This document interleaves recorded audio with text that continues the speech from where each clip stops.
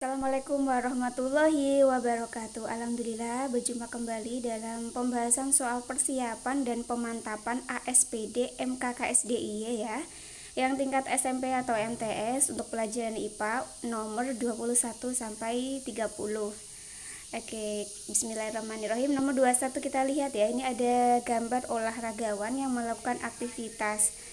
Oke, jadi yang perlu diperhatikan itu sendi-sendi yang digunakan gitu ya nanti, karena di pertanyaan itu gerakan yang terjadi apabila dari posisi A berubah seperti posisi B. Nah, kalau dilihat gambarnya ya, ini ya, maka sendi yang digunakan itu adalah sendi engsel. Kenapa sendi engsel? Karena sendi engsel itu kan menghubungkan antara tulang hasta dengan tulang lengan atas ya. Dengan tulang ya itu pokoknya lah. Nah, itu namanya sendinya engsel. Nah, kalau gerakannya dari yang A lurus kemudian dibengkokkan menjadi B, maka itu nama gerakannya itu fleksi. Ingat ya, ada dua jenis gerakan. Yang pertama fleksi, yang kedua ekstensi. Jadi kalau fleksi itu menekuk, gerakan menekuk ya, bisa jari, bisa lengan, bisa kaki. Itu namanya gerakannya fleksi. Kalau ekstensi itu diluruskan, ya anggap aja dipanjangkan gitu ya, supaya ingat kayak ekstensi rambut kayak gitu kan.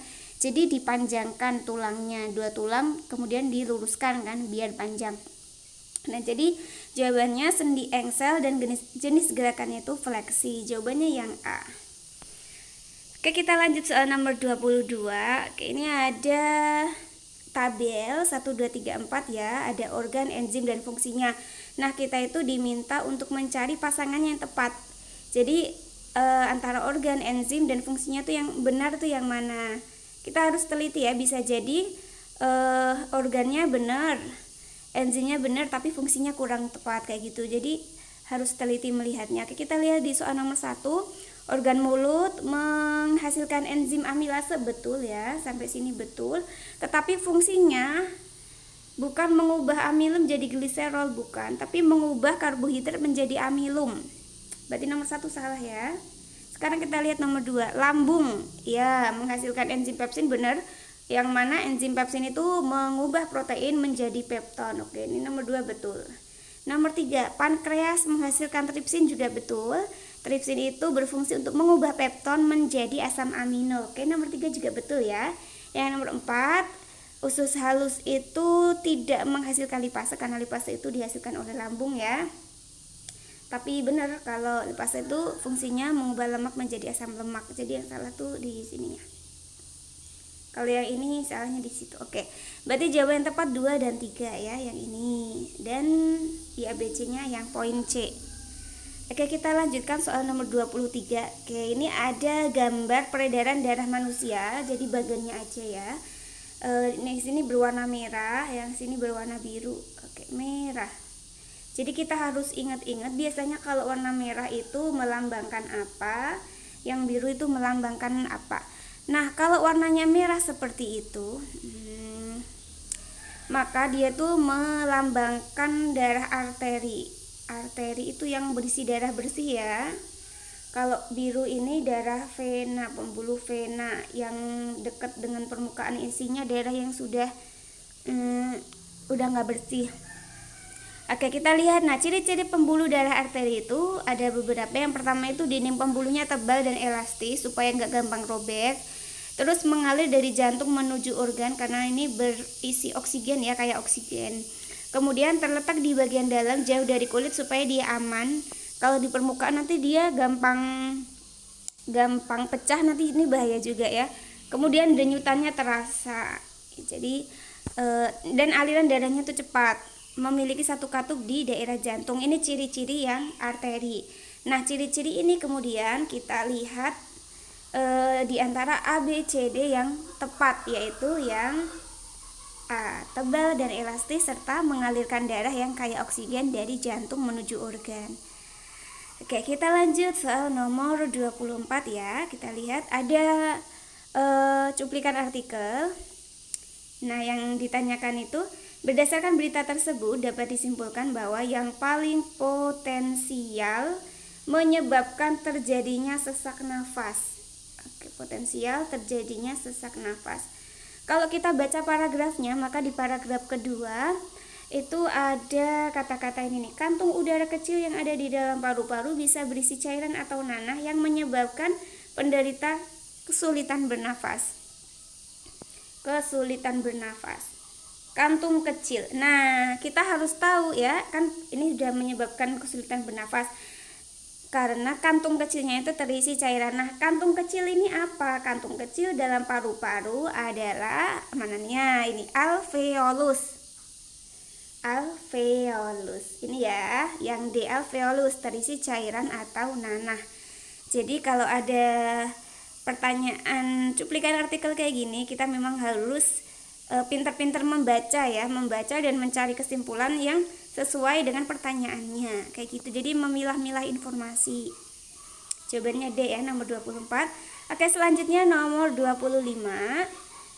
Proses yang terjadi pada organ yang ditunjukkan dengan huruf Y. Oke, jadi huruf Y ini ya, itu namanya tuba Fallopi. Tuba Fallopi. Nah, tuba Fallopi ini tempat di sini kan ada sel telur, tempat sel telur mau menuju rahim, dan juga tempat sebentar tak ganti warna, dan juga tempat sperma kalau dia mau bertemu sel telurnya. Jadi dia juga sebagai tempat pertemuan antara sperma dan sel telur. Varium ya. Nih, pertemuan sel telur dengan sperma. Jawabannya yang B ya. Bertemu dan meleburnya ovum dengan spermatozoa. Nanti kalau sudah melebur, baru nanti berjalan-jalan lagi nempel di dinding rahim kayak gitu untuk menjadi embrio ya. Oke, jadi kita harus tahu yang organnya itu apa dan fungsinya apa. Ingat-ingat ya, nama organnya dan juga fungsinya. Oke, selanjutnya soal nomor 26. Di soal 26 ini kita disajikan hasil uji dari beberapa sampel urin ya. Ada sampel urin 1, 2, 3, dan 4. Prediksi sampel urin yang mengalami diabetes mellitus. Jadi kita harus tahu untuk mengetahui diabetes mellitus ini kita menggunakan tesnya itu yang Benedict. Jadi yang Biuret itu tidak untuk tes gula darah. Diabetes mellitus itu kan gula darah, artinya nanti di dalam urinnya itu masih ada kandungan glukosanya. Nah, untuk menguji kandungan glukosa dalam urin itu kita pakainya tes Benedict ya. Kita lihat nih. Nah, cirinya kalau dia positif ada gulanya itu warna urinnya itu ada endapannya merah bata. Kita lihat yang ada endapan warna merah bata tuh nomor 2 dan 3 ya. Fokus di sini nih. Nah, berarti yang nomor 2 dan 3 jawabannya yang C. Jadi karena tes Biuret ini nggak ada hubungannya sama tes glukosa ya. Biuret itu untuk tes protein dalam urin. Nanti penyakitnya biasanya gangguannya albuminuria. Oke, lanjut soal nomor 27. Ini juga kadang-kadang keluar di soal-soal ujian. Yang penting kita harus jeli melihat apa yang ditunjukkan oleh X dan Y-nya. Kalau kita lihat yang X ini dia menuju kambium ya. X ini kambium. Bukan pembuluhnya, hati-hati kan biasanya kalau yang ditunjuk itu floem sama xilem. Tapi pada soal nomor 27 ini yang X itu yang ditunjuk itu kambium. Nah, fungsinya itu untuk pertumbuhan sekunder batang. Pertumbuhan sekunder itu maksudnya dia tambah gede lingkarannya, lingkaran batangnya tambah membesar. Itu pertumbuhan sekunder ya. Nah, kalau yang Y, kita lihat yang Y ini yang ditunjuk itu bagian luar ya, luar kambium, itu berarti Y ini pembuluhnya floem. Nah, pembuluh floem itu untuk mengangkut hasil fotosintesis. Jadi yang sesuai dengan fakta ini adalah yang D.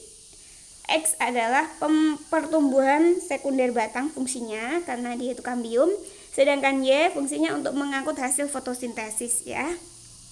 Jadi teliti melihat gambar yang ditunjuknya. Jangan buru-buru oh itu mesti xilem sama floem, belum tentu ya. Jadi harus hati-hati. Oke, lanjut soal nomor 28. Ini ada percobaan Ingenhousz. Ingat ya bahwasanya percobaan Ingenhousz itu dia untuk meneliti apakah di dalam fotosintesis ini ada yang di dalam ruangan ya, ada yang di luar tanpa dikasih apa-apa, dan ada yang dikasih natrium karbonat. Nah, sekarang kita lihat nanti ternyata yang yang di dalam ruangan itu gelembung gasnya sedikit.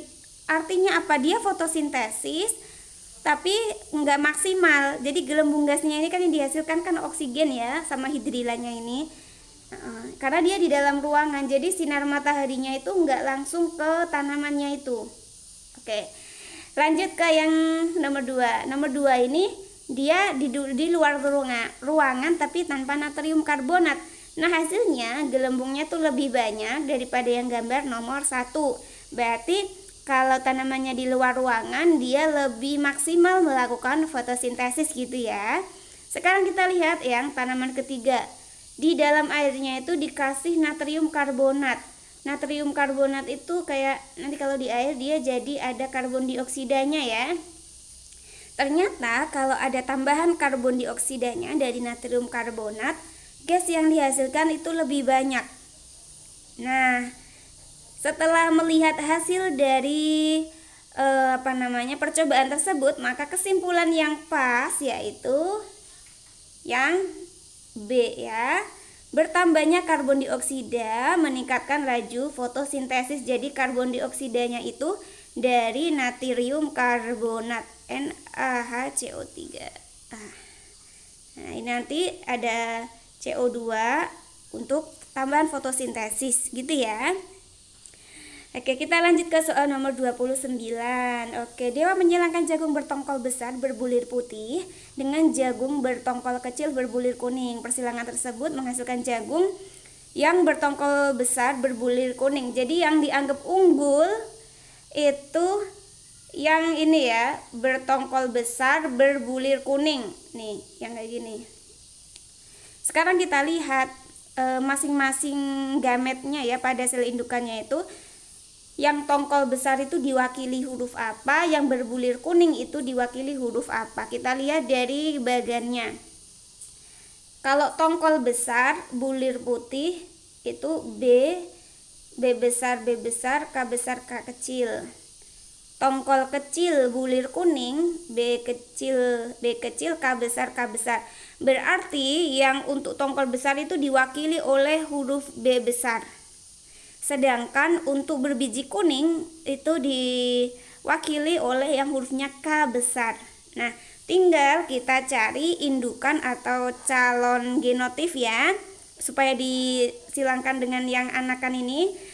Yang dia itu punya genotip B besar, K besar, K besar. Jadi nanti ini disilangkan, maka nanti hasilnya unggul semua ya. Karena kenapa? Karena yang diindukannya yang sini ya mengandung gametnya itu B besar, K besar, K besar, dia unggul. Nah, yang di satunya lagi juga punya bibit unggulnya, kayak gitu ya. Jawabannya yang D ya. Oke, kita lanjut soal nomor 30, soal nomor terakhir ya. Ini aku sampai lupa takin udah selesai, tapi nggak apa-apa, ini tinggal dijelaskan aja. Fermentasi bla bla bla bla bla bla. Kita lihat aja di ininya ya. Salah satu produk fermentasi ini adalah yogurt. Yogurt dengan cara fermentasi air susu dengan bakteri bukan hamir menggunakan campuran Lactobacillus bulgarisus dan Streptococcus T apa ini ya? Nah, sampai mengubah dan asam laktat dihasilkan mengubah susu laktosa tanpa memerlukan oksigen. Jadi kata kuncinya itu si bakteri ini dia bisa memfermentasi tanpa oksigen. Ya. Tanpa oksigen ini dibuletin banget, itu kata kuncinya. Nah, kalau dia itu bisa memfermentasi tanpa oksigen, berarti dia termasuk yang anaerob. Ini ya, berarti Lactobacillus bulgarisus dan Streptococcus thermophilus mengubah asam laktosa, gula susu laktosa ya, menjadi yogurt tanpa oksigen atau secara anaerob. Yang C. Jadi seperti soal kalau ujian bahasa Indonesia gitu ya, kita teliti melihat paragrafnya, uraiannya gitu. Kemudian di sini kan istilahnya tanpa oksigen. Kalau tanpa oksigen itu istilah lainnya aerob. An tanpa aerob oksigen gitu ya. Oke, alhamdulillah soal nomor 30 udah selesai kita bahas ya. Semangat belajar. Nanti kalau masih ada yang bingung atau susah atau salah, nanti silakan bisa tulis di komentar atau kirim email juga bisa. Terima kasih, semangat belajar dan jaga terus kesehatan. Kurang lebihnya mohon maaf ya. Wassalamualaikum warahmatullahi wabarakatuh.